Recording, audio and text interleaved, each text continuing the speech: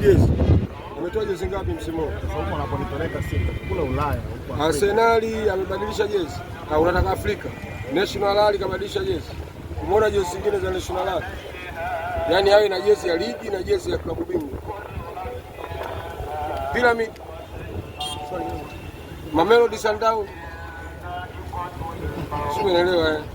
Unajua kuna vitu watu wanatakiwa wakubaliane na nini na mabadiliko ya kimfumo. Sawa. That's why mpaka sasa hivi Simba swala la kocha, sisi hatuna kocha, sisi tuna meneja. Umeelewa?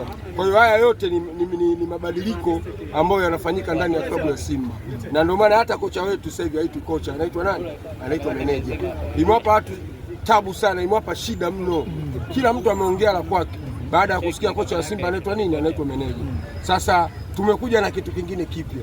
Simba ni timu kubwa sasa hivi. Simba unapozungumzia timu 5 barani Afrika, Simba wapo. Kwa hiyo lazima tu behave kama timu kubwa jinsi zinavyofanya nini? Zinavyoishi. Kwa hiyo tunaishi ukubwa.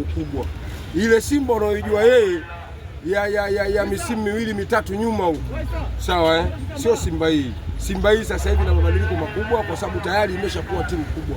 Timu ikiingia katika timu 5 bora barani Afrika, basi hiyo timu ujue ni kubwa. Kwa lazima mambo yake iendane na ukubwa wake. Umeelewa bwana? Kwa sababu ukiangalia sana advantage za kibiashara, sawa timu inayotengeneza jezi mbili anayepata faida pale ni mzabuni, si ndio? Maana yake atatengeneza hizi, zikitoka hizi timu imeingia makundi anatengeneza hizi. Lakini sisi mzabuni wetu, sawa, hiyo hali yeye ameikataa. Sawa, yeye anadili na timu na jezi moja tu katika msimu. Sawa isipokuwa mabadiliko yanayofanyika, sawa, ni mabadiliko ya nini? Ya kubandika logo za nini? Za klabu bingwa, kwa sababu kule tunakoenda lazima uweke logo za nini? Za klabu bingwa. Sijui umeelewa Na kubadilisha muonekano tu kidogo. Umeelewa bwana? Hapa katika nini mdhamini mkuu ametoka Betway, ameingia nani? Ameingia Mokola. Lakini kwa nini ameingia Mokola?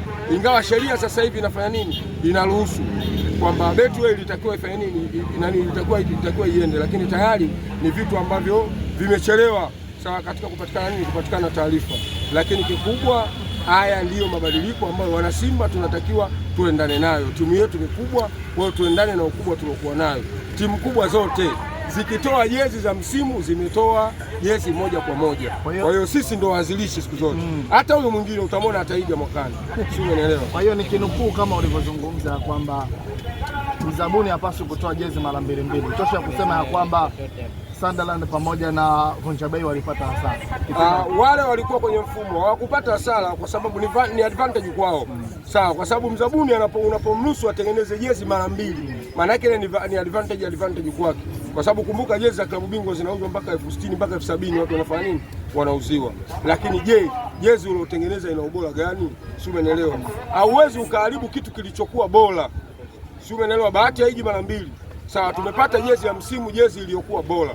Kwa hiyo ukitengeneza nyingine, inawezekana hiyo unayotengeneza isiwe bora kuliko nini? Kuliko hii. Kwa hiyo tayari unakuwa unafanya nini? Unakuwa unaharibu soko. Lakini Simba kama Simba, sisi msimu huu tumeingia katika mabadiliko, sawa, kuanzia kwa kocha wetu sisi anaitwa meneja, na kwenye jezi sasa hivi tunatengeneza jezi moja za msimu mzima. Wanasema mmeishiwa. Tunaishiwa. Sasa kuna mwana Simba anaishiwa. Sisi jezi zetu tunaona jezi imefuliwa mara ngapi, lakini mpaka leo bado mpya. Sio, unaelewa?